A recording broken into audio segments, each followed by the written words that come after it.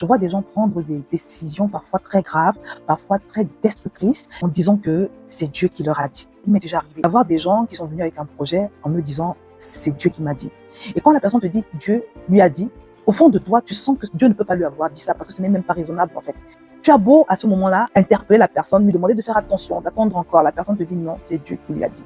Et quelques mois plus tard, quelques semaines, parfois ça ne tarde pas, la personne se rend compte qu'elle s'était lourdement trompée et elle doit endurer les conséquences d'un mauvais choix. Donc les amis, cette histoire de Dieu m'a dit, Dieu m'a dit, Dieu m'a dit, il faut aller doucement. Je voudrais voir avec toi 2 signes qui doivent t'interpeller si tu es sur le point de prendre une décision grave, une décision peut-être de quitter l'église, une décision d'épouser une personne alors que tout le monde est contre. Peut-être c'est encore une décision de quitter un foyer. Faites particulièrement attention à chaque fois que vous êtes tenté de quitter.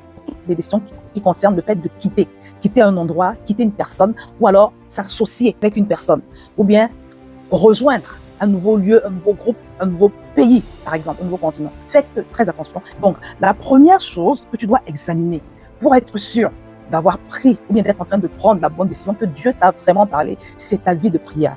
Je voudrais te dire déjà, si tu constates qu'au moment où tu veux prendre la décision importante, ta vie de prière va de l'aide. Au niveau de ta vie de prière, ce n'est pas trop ça.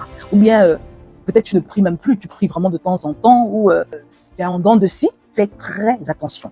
Parce que la prière, c'est la manière par laquelle nous nous mettons sur la même longueur d'onde que Dieu. C'est la manière par laquelle nous mettons en phase avec Dieu. C'est la manière par laquelle sa présence nous remplit, sa sagesse nous remplit. Est-ce que tu es une personne vraiment qui est dans cette relation avec Dieu? Tu reconnais que oui, là vraiment entre Dieu et moi, ça va. Si c'est le cas, il y a de fortes chances que le Seigneur t'ait parlé. Et dans tous les cas, quand tu as ce type de relation avec Dieu, au moment de prendre une décision importante, ça ne va jamais être sur un coup de tête. Tu vas prier, prier, prier, prier, reprier, reprier, reprier, reprier. C'est ça qui montre que tu es une personne qui craint Dieu.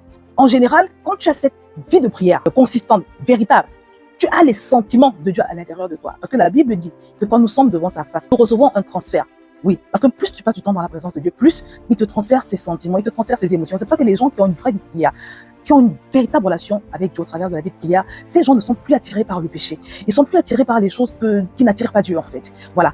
Ils vont se rendre compte que progressivement, les choses qui dégoûtent Dieu vont commencer à les dégoûter. C'est ce que fait la prière. Je ne parle pas de la prière où on prie avec des livres, des prières où on prie comme un robot. Non, non. Je parle de la prière où tu te tiens régulièrement devant le Seigneur. Vraiment, dans une prière en esprit et en vérité. Dans une prière où tu parviens à connecter avec lui. Dans une prière où sa présence te remplit. Dans une prière où tu as des moments où tu perds la conscience de toi-même. Dans une prière où vraiment le Seigneur t'envahit, il te transfère qui il est.